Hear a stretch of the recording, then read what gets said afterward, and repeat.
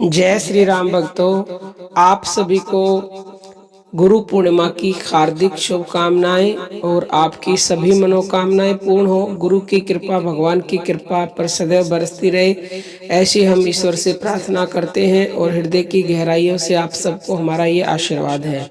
भक्तों, गुरु कैसे होने चाहिए? अगर आपके ऐसे गुरु होंगे तो आप जो चाहोगे वही आपको तुरंत मिलेगा, सभी दुख आपके दूर होंगे और आपको भगवान की प्राप्ति भी निसंदेह होगी। भक्तों, तुलसीदास का एक दोहा है कि घट में है सूझे नहीं, लानत ऐसी जिंद, तुलसी या संसार को भयो मोतियो बिंद। आप सभी जानते हैं कि समुद्र में बहुत ज्यादा पानी होता है और वो खारा होने के कारण उसका कोई लाभ नहीं उठा पाता। इसी तरह से सागर के अथाह जल की तरह सर्वव्यापक परमात्मा किसी काम का नहीं है, क्योंकि परमात्मा कभी यह नहीं कहते कि मैं तुम्हारे दिल में बैठा हूँ और न ही किसी को इसका आनंद मिलता है।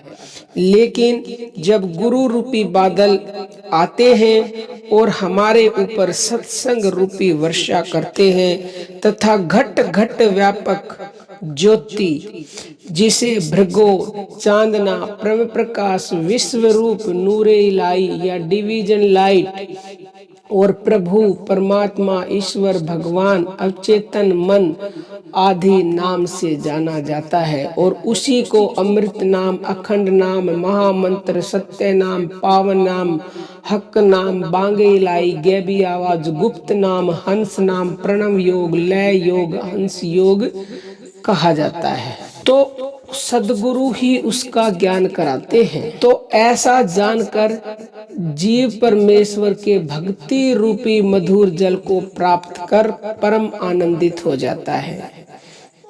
चंदन का वृक्ष ही सुगंध रूप होता है, सारा का सारा वृक्ष, मगर चंदन का वृक्ष किसी को अगर सुगंध देना चाहे तो वो स्वयं दे नहीं पाता। लेकिन जब वायु रूपी समीर चलता है तो उसी चंदन से सुगंध लेकर सारे वन के वृक्षों को चंदन के समान सुगंधित कर देता है।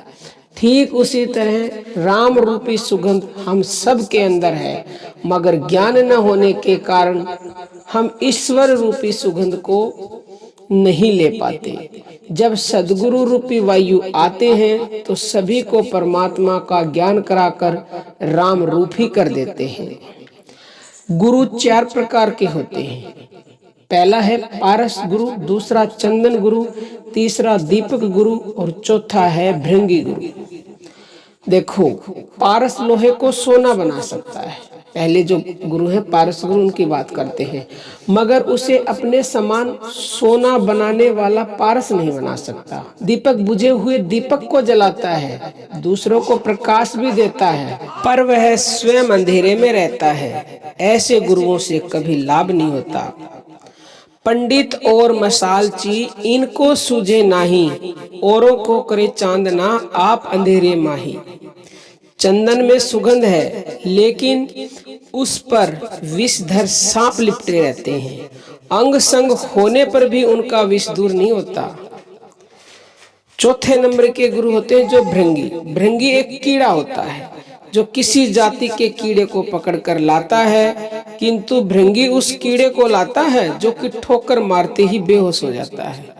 भृंगी उस कीड़े को मिट्टी के छोटे से घरोंदे में बंद करके अपना शब्द सुनाता है।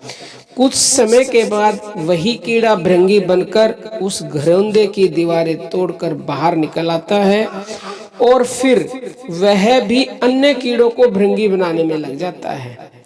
भृंगी ने दूसरे कीड़े को अपना रूप देकर अपने समान ही बना दिया। इसी तरह से सदगुरु भी किसी जाति के मनुष्य को अथवा जीव रूपी कीड़े को शब्द की झनकार से सदगुरु ही बना देते हैं, ईश्वर रूप ही बना देते हैं। ऐसे गुरु से ही जीवों का सच्चा कल्याण होता है। सदगुरु की महिमा कोई गा नहीं सकता, उनकी महिमा शेष शारदा भी गाने में असमर्थ हैं।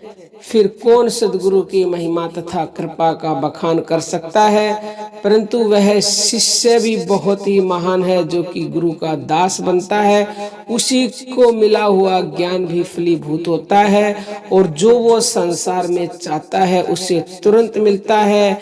उसकी सभी मनोकामनाएं पूरी होती हैं। उसके सभी दुख सद्गुरु हर लेते हैं, एक पल में देरी नहीं लगाते। तो भक्तों, आज गुरु पूर्णिमा के दिन ये प्रण लें कि आप भी अपने गुरु के कहे अनुसार चलेंगे और अगर आपका गुरु ऐसा है तो निश्चित ही आपका कल्याण होने से दुनिया की कोई भी ताकत रोक नहीं सकती। अब हम अपनी वाणी को विराम देते हैं। जय श्री राम। भक्त